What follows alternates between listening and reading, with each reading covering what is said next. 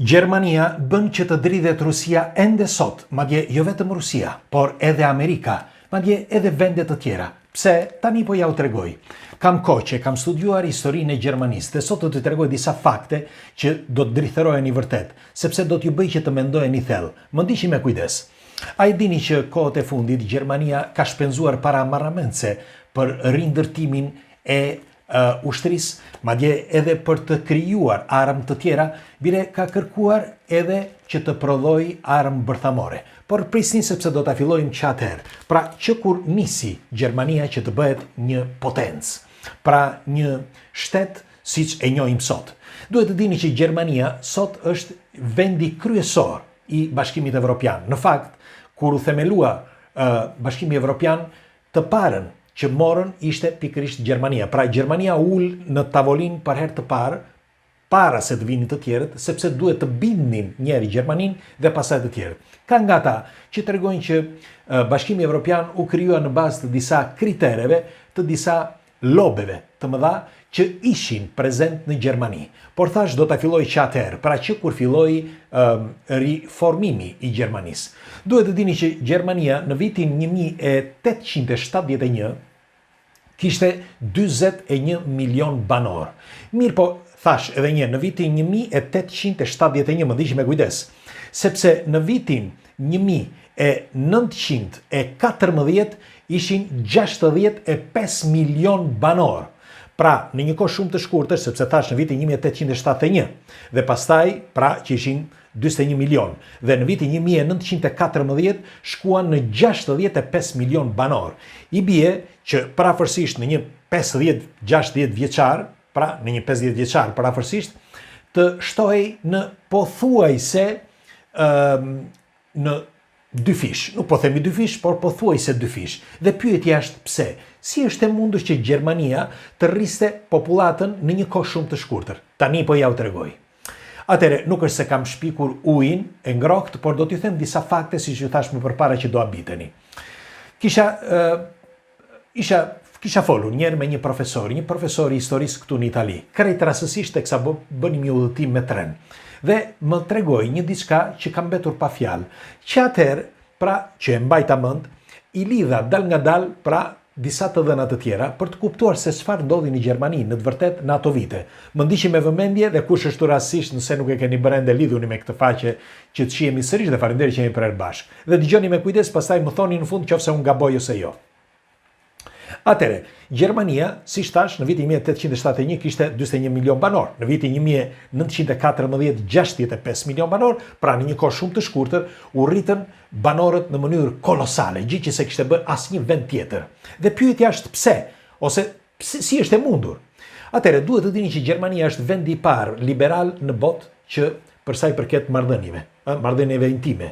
Pra, ajo fjalë që nuk mund ta themi dot këtu, me fjalë që të shtohen gjithmonë më shumë dhe të kenë liri në këtë.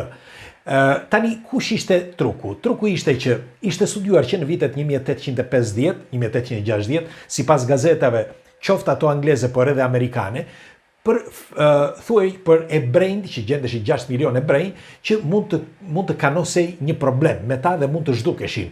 Pra, gazetat flisin që në vitin 1850, kur Hitleri nuk ekzistonte fare.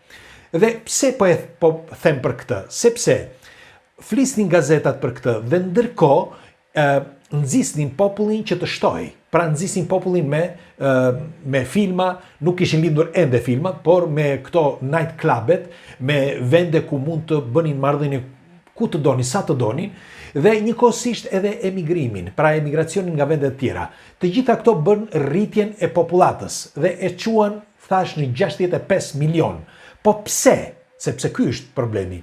Pikërisht pra, sepse ishte projektuar çdo gjë. Ishte projektuar që në vitin 900, mendoi fillimisht, pastaj nuk u bë në vitin 1900, por u bë më vonë, e shtyn për më vonë, një lobi fuqishëm që thuhet që kishte organizuar çdo gjë, i duhej që të organizonte jo vetëm shpopullimin në disa zona, por i duhej që të krijonte një shtet. Dhe sipas gjasave krijoi një shtet, pra sepse nuk e kishin atëherë, pra shteti si thuhet një shtet. Dhe si përfundim, ku duhet që të kishte disa martirë dhe ku duhet të bënin këta. Duhet të nxirrnin dikë dhe thuhet që nxorën Hitlerin, pra e nxorën në vitin 1900 ca, u e zgjodhën gjoja dhe lindi ky Hitleri. Lindi Hitleri, por çudia e kësaj historie është se gjatë asaj periudhe ai jo vetëm që ishte arrogant dhe nuk e donte askush, por çuditërisht ai fitoi. Përveç se fitoi zemrën e të gjithëve, ai mblodhi që të gjithë në mënyrë të një përgatitje fantastike, kolosale. Dhe atë që bëri Gjermania, jo vetëm Rusisë, por gjithë botës, nuk e kishte bërë asnjë ushtri deri në atko. Madje thuhet që kishte edhe disa kontakte me disa forma të tjera jete, po unë nuk dua që të futem në këtë. Dua të përqendrohem në këtë që mendohet që gjithë ajo bazë militare, gjithë ajo bazë ushtarake dhe potencial i të ardhurave financiare ishte ishte lobi i fuqishëm pra që drejtonte globin në atë kohë, të quajtur sionistët. Dhe si përfundim, këta donin që të krijonin shtetin dhe për të krijuar një shtet e investuan, pra investuan në Gjermani, investuan këtë zotërin këtu Hitlerin për të bërë atë që bëri. Pra mblodhi dhe nga momenti që ai filloi që të mblidhte këta, më falni pak sepse mbaroi kjo dhe un kam një video tjetër këtu të përgatitjes së këtyre, pra të shtetit gjerman. Kjo është parada, siç e shihni, të përgatitjes së tyre të ushtrisë së kohëve të fundit, dhe do t'ju them se do arrim deri aty, por më ndiqni me kujdes. Do t'jem pak i gjatë sot, por bëni halal këtë, sepse doja që t'isha i qartë që mos ta përsëris edhe një herë këtë studim që kam bërë prej vitesh. Dhe po thoshja, pra është bërë një studim, dal nga dal po e marr. U bë një program, si mund të quhet. Programi ishte që të shkonin në luftë dhe të mund të zaptonin botën, që të kishin një kontroll total, njëkohësisht të krijonin edhe një shtet. Shtetin pra e sionistëve, jo shtetin gjerman.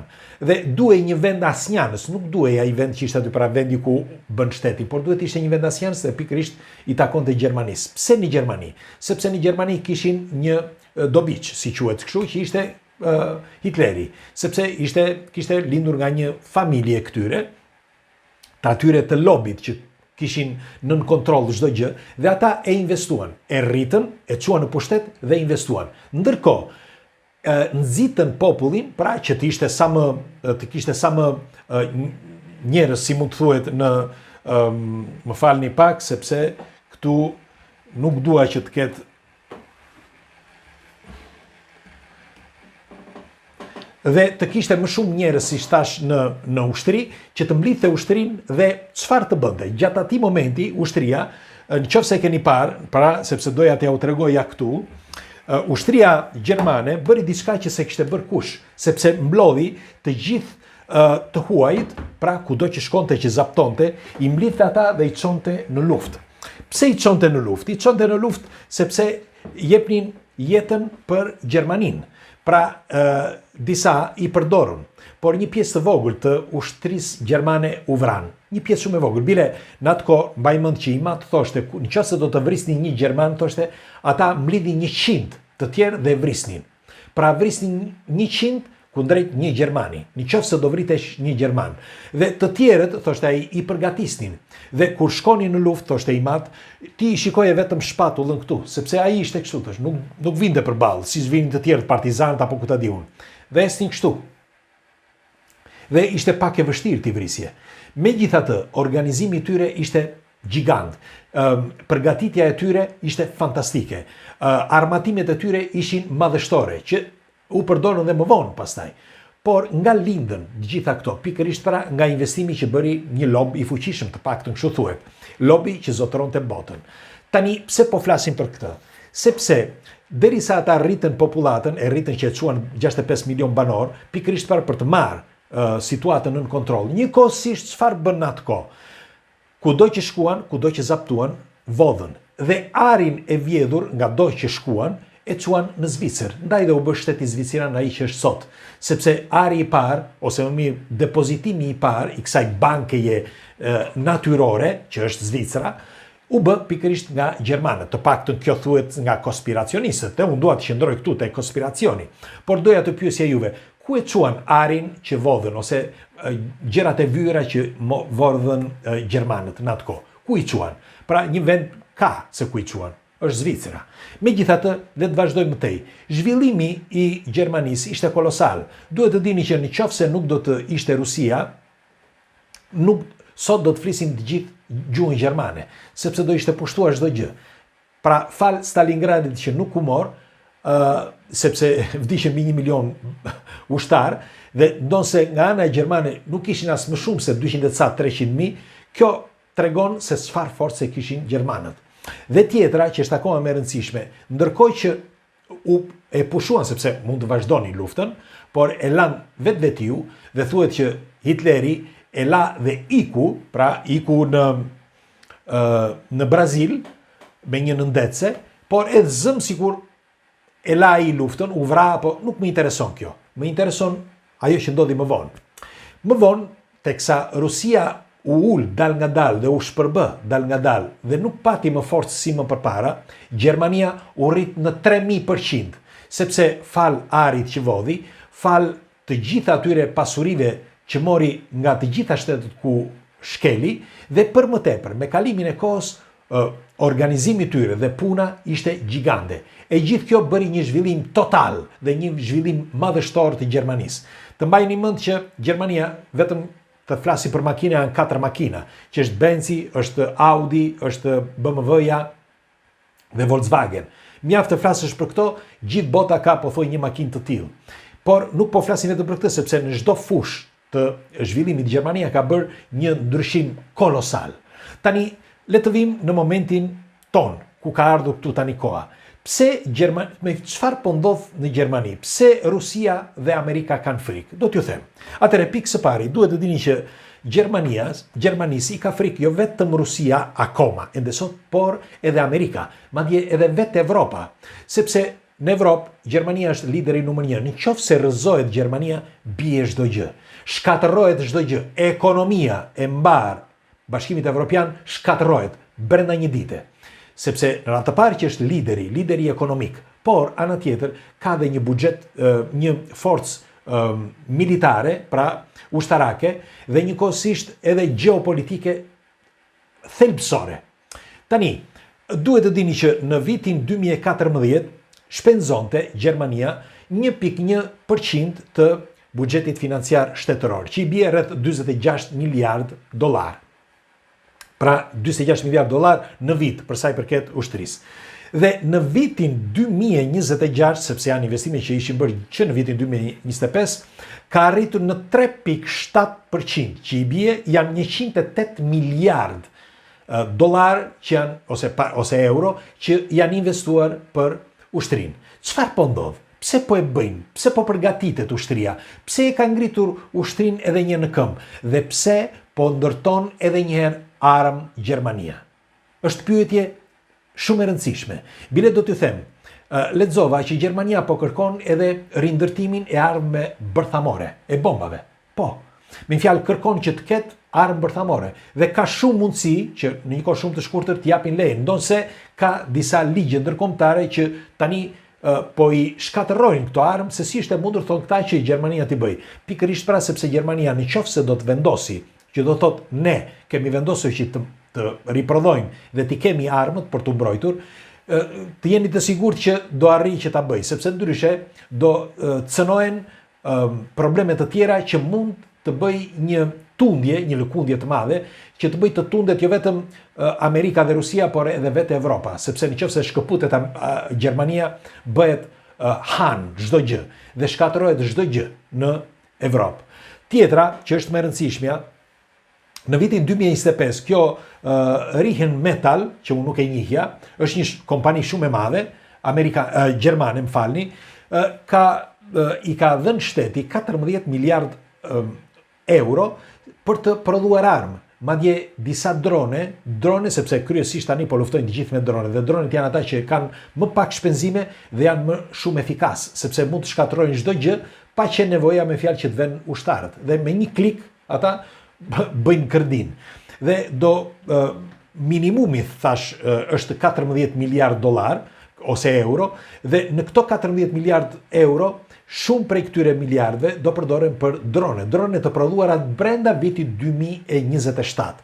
Dhe pyetja ime është, Çfarë po ndodh me Gjermaninë? Pse Gjermania po përgatit ushtrim? Pse thuhet që në Gjermani nga mosha 25 deri në 45 vjeç ti nuk mund të largohesh dot, dhe sepse janë të regjistruar të gjithë këta, pra burrat po flas, që nuk mund të largohesh nga Gjermania. Pra çfarë ka ndërmend Gjermania? Dhe sipas jush, të gjithë nga atë që tham, me fjalë përgatitja që kanë bërë prej vitesh që po vazhdon ende sot, mos ndoshta po përgatiten për diçka tjetër që ne nuk e dim, si është e mundur që të gjitha këto informacione që ju dhash tani, pak më parë që përkojnë në mënyrë perfekte, të mund të mos të bëhen publike nga të tjerë. Pse jo? Nuk po them se disa nuk janë bërë publike, por e parë në këtë këndvështrim, pra e gjitha së bashku, duke filluar që nga viti 1871 deri sot, më duket vërtet sikur çdo gjë është e llogaritur, e programuar. Shiko, duhet të dini që një qytet i vetëm i Gjermanisë është i projektuar 100 vite më parë. Është e vërtet kjo. Berlini, për shembull, janë projektuar rrugë që në vitin 1900 dhe bëhen sot rrugët, sepse duhet jetë ai. Pra janë shumë strikt në përgatitjen e tyre. Dhe pyetja ime është pse? Mos ndoshta ata të lobi të fuqishëm, kur thuhet ta Rothschildët ose si quhen disa Rothschild e të tjerët ose Rockefellerat janë aty që investojnë, pra ose jetojnë aty. Ju çfarë mendimi keni? Pres komentet tuaja, sepse ky është një nga argumentet më të rëndësishme që e përsis dhe njerë. Nëse Gjermania do të eci me këtë hap tani, si s'pojës tani, dhe hapat e saj do të jenë akoma më të mëdha, pra në vitet të vijnë, unë them se çdo gjë do të drejtohet vetëm nga Gjermania, sepse ndryshe, nëse Gjermania do shkëputet, atëherë do të shkatërrohet vetë Bashkimi Evropian. Pres komentet tuaja çfarë mendimi keni. Dhe më thoni nëse gabova diku.